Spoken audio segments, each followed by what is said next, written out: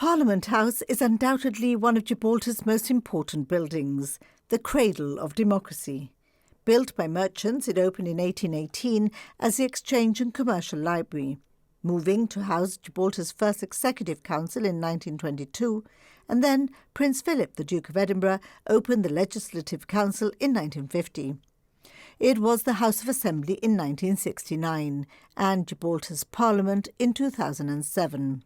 The building was extensively refurbished in 1922 following a fire 3 years earlier. You'll see downstairs in the lobby there's a list of those who paid a subscription for the building to be built, and it's where we can say sort of democracy, as it were, started. Because remember, in 1812, this was the time of the siege, colonial powers, and it was a place where local residents could come and meet, and then they would petition the governor with different issues of the day. Thankfully, because it's such an iconic building, you're not going to be seeing too many changes.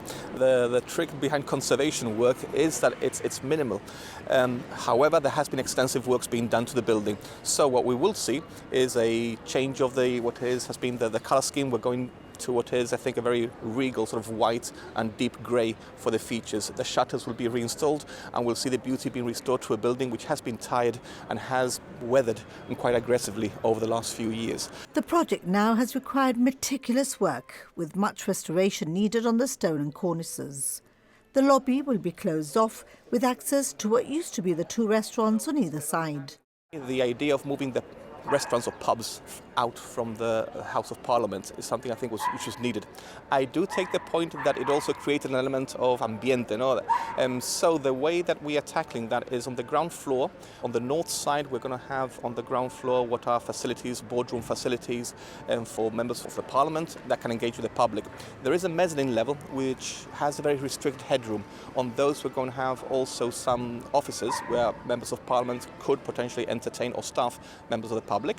On the other side, on the southern side, we'll have better office facilities for the staff who for years have really had very cramped spaces, and that mezzanine level will be used for storage facilities, for servers, and also for what is a small kitchenette, with the upper floor being now released and can now be used by parliamentarians as an antechamber, where some of the discussions can happen as opposed to the main chamber.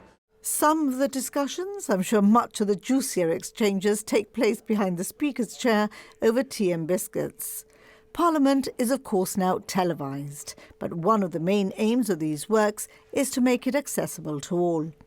An internal lift will be installed, and there'll be toilet facilities for those with reduced mobility. It's been badly needed, it's been long overdue, but finally we're getting there. To make the most of the building, a roof terrace will be added, although this will not be open to the public for security reasons. We enjoy Mediterranean climate, so not using that fifth elevation, I think, is almost like a crime. So in this particular case, having the area to not only house what are air conditioning units which can be screened off, but having as a breakout area, I think is also useful. One of the things that complicate the works is the fact that they're taking place on a working building. There are also technological requirements as well as modern demands such as energy efficiency. Lots to incorporate into a structure that was not designed for it. Carl's signature, as we've seen with other projects, is combining the old with the new. Sometimes when there is a change of use, that we need to do something different because the old will just not work, headrooms perhaps. What I don't like to do is falsify history, create the mock look. So if we're going to be doing something I like to symbolize what is a change in society. I think the law courts was a good example where we have what is that imperial colonial look, but then the top floor represents a new chapter in Gibraltar's history, and I think we should be proud and support it as opposed to try and make it look colonial where we never get it right. Works to the building's interior started last month and are expected to take around a year.